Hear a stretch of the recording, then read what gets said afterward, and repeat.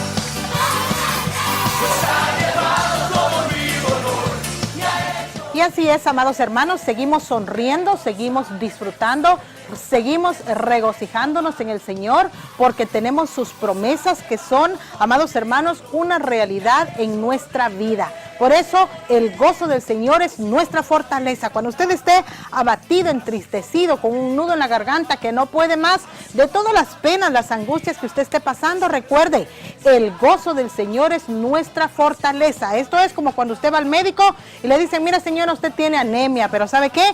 Tómese estas vitaminas, tómese el hierro, y usted se toma las vitaminas y el hierro, y ¿sabe qué? Usted se sana. Así en esa angustia, así en esa necesidad que usted tiene, tome sus vitaminas espirituales que son la palabra del Señor. Y esta es una de ellas.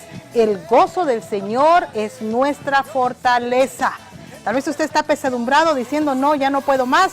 Hoy no voy a la iglesia, o está pensando en encerrarse en su casa sin salir a su iglesia. No, hermano, el gozo del Señor es nuestra fortaleza. Vaya a gozarse a su iglesia de las promesas del Señor, vaya a darle la honra y la gloria, porque el Señor nos ha dado tal vez pruebas, pero también nos dará la solución para cada una de ellas. El gozo del Señor es nuestra fortaleza. Aunque se traspasen los montes al corazón del mar, aunque ruja el mar y tiemble la tierra, nosotros tenemos que seguir confiando en Jehová, Dios de los ejércitos. Tenemos las promesas del Señor para nuestra vida y recuerde, Dios no nos ha dado espíritu de cobardía, sino de fe, de amor y de dominio propio. Todo lo que usted está viviendo, la prueba que usted está viviendo ahora, será el testimonio que usted dará el día de mañana, y usted podrá contar, así como nos cuenta en el libro de los Salmos, así como nos cuenta el libro de Job, el libro de Jonás, las proezas que ellos hicieron. ¿Por qué? Porque Jehová Dios los fortalecía. Usted podrá contar un día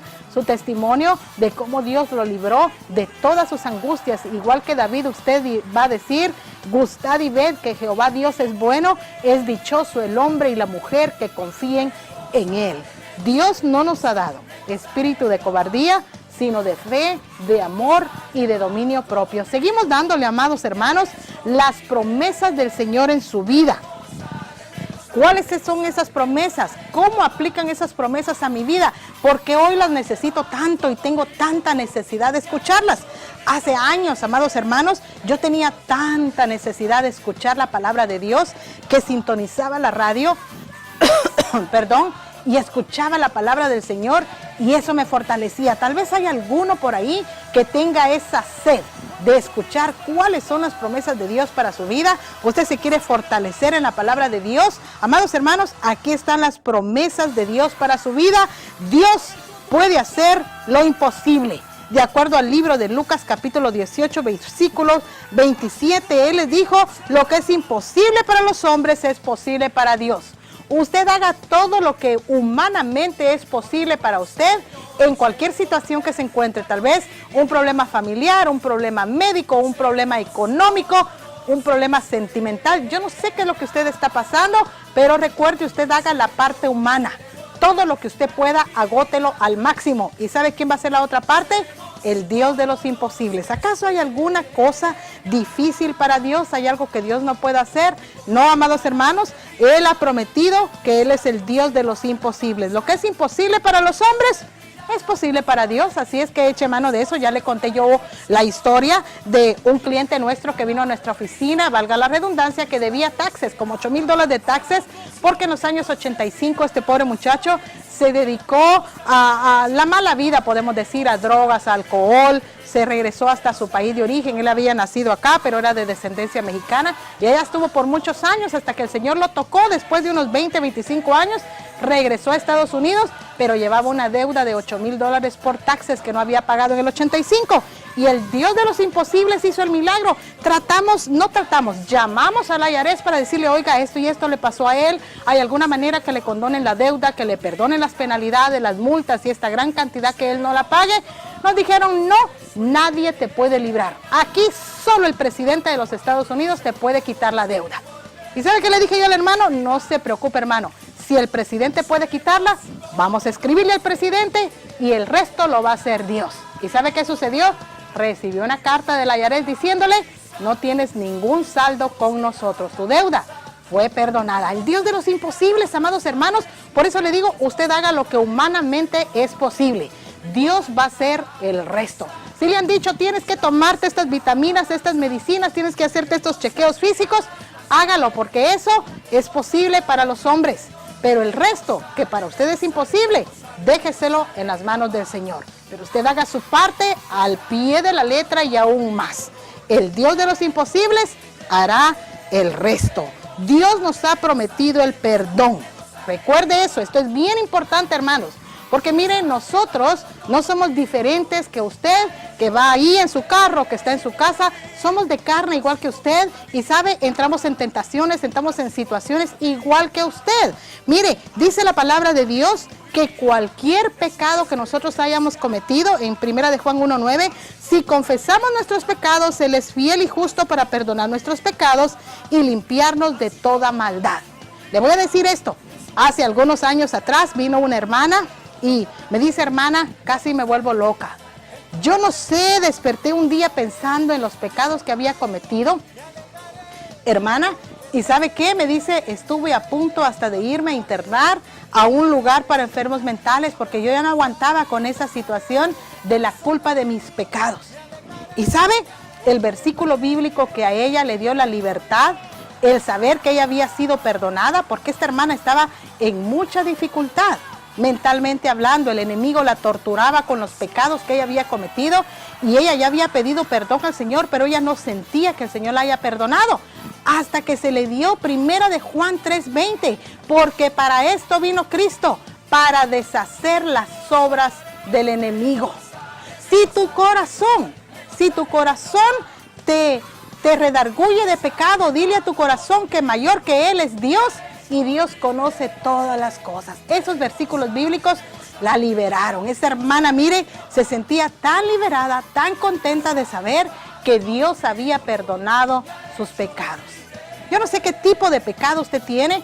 Hay pecados, hermanos, que el enemigo se encarga de torturarnos hasta el punto que no puedes dormir en las noches, hasta el punto que tú ya no quieres comer, ya no quieres ni hablar con tu familia, te quieres encerrar, no quieres ir a trabajar y el enemigo te tortura con el pecado y te quiere llevar a la locura. Pero recuérdale al enemigo esto, Si confesamos nuestros pecados, Él es fiel y justo para perdonar nuestros pecados y limpiarnos de toda maldad. Primera de Juan 1:9. Si tu corazón te redarguye de pecado, mayor que tu corazón es Dios y Él conoce todas las cosas. Léelo ahí, ese versículo bíblico te dará la paz y la tranquilidad de saber que Dios ha perdonado tu pecado. Estas son las promesas del Señor para nuestras vidas. Dios ha prometido liberarnos del miedo, liberarnos del temor. ¿Y quién no tiene miedo, hermano?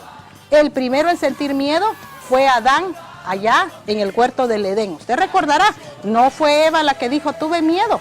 La primera palabra miedo salió del mismo hombre, del mismo Adán. Tuve miedo y me escondí. Y desde ahí, toda la raza humana empezamos a tener miedo. Pero mire lo que dice el Salmo 34:4. Busqué a Jehová y Él me oyó y me libró de todos mis temores. Dios nos libra del miedo, de nuestros temores. Y podemos encontrar acá también en el libro de Jonás capítulo 2, un Jonás, amados hermanos, en la barriga del pez. Ya siendo digerido por aquel pez, dice que lo llevó el Señor a las profundidades del mar, las olas lo anegaron, la profundidad del mar lo anegó, pero desde allí clamó Jonás a Dios y dice que lo libró del sepulcro. Y mire lo que dice acá Jonás también, diciendo que lo libró Jehová Dios de sus temores. Dice al libro de Jonás capítulo 2, arrastrándome a los cimientos de las montañas, me tragó la tierra y para siempre sus cerrojos se cerraron tras de mí. Pero tú, Señor, Dios mío, me rescataste de la fosa. Al sentir que se me iba la vida, me acordé del Señor y mi oración llegó hasta ti, hasta tu santo templo. Mire lo que hizo Jonás. En ese momento de desesperación, en ese momento cuando sientes que ya no más, ya vas a morir, desde allí, desde la misma boca del sepulcro, clamas a Jehová por ayuda y Él te rescatará. Así es que, amados amigos, hermanos en Cristo Jesús, la primera palabra, miedo, salió de un hombre y de ahí trasladada a toda la raza humana. Y todos sentimos temor, pero dice la palabra del Señor que Él nos librará de todos nuestros temores. Que es dichoso el hombre y la mujer que confían en Él. Dice, las aguas me llegaban hasta el cuello, lo profundo del océano me envolvía, las algas se me enredaban en la cabeza. Mire, ¿quién iba a pensar, amados hermanos, que todavía Jonás podía ser rescatado desde ahí? ¿Verdad que nadie? ¿Quién lo podía rescatar? Nadie. Solo la mano poderosa de Dios. Tal vez tú te encuentras en esa misma situación de que nadie te puede tender una mano, nadie tal vez por mucho que te aprecie puede ayudarte. Tal vez es una situación en la que tú solito tienes que salir adelante, pero recuerda, el único que está ahí contigo y te puedes librar de todas tus angustias es Jehová nuestro Dios. Estas son las promesas del Señor para nuestra vida. En Salmo 34:4, busqué a Jehová y Él me oyó y me libró de todos mis temores. Tal vez usted tiene temor porque sus hijos andan en malos pasos. ¿Y qué padre no tiene temor de que sus hijos vayan a perderse en el mundo? Todos tenemos temor de eso. Nosotros los tenemos que llevar en oración delante del Señor y en corrección humanamente. Usted hace la parte humana de educar a sus hijos, corregirlos cuando hay algo mal. Dios va a hacer la parte que le corresponde a Él, la parte sobrehumana. Dios la hará. Pero mire lo que dice Dios para nuestros hijos. Estas son promesas para nuestros hijos. Isaías 49:25, y tu pleito yo lo defenderé y yo salvaré a tus hijos. ¿Quién le puede decir eso? Tal vez usted es una madre soltera. No hay un esposo, no hay un papá que defienda a sus hijos. Humanamente no, pero tenemos a nuestro Padre Celestial que ha prometido en su Biblia, Isaías 49:25, que Él salvará a nuestros hijos. Estas han sido las vitaminas espirituales que usted necesitaba para continuar creciendo, haciéndose robusto en la roca que es nuestro Señor Jesucristo. Se acabó el tiempo de Génesis y Miración Celestial, pero nos vamos inmediatamente hasta Génesis y Miración Terrenal, porque para salir al aire, predicar el Evangelio, usted sabe, tenemos que trabajar para sostener este programa al aire y trabajamos en sus casos migratorios en Génesis y Miración Terrenal, así es que no le cambie, regresamos.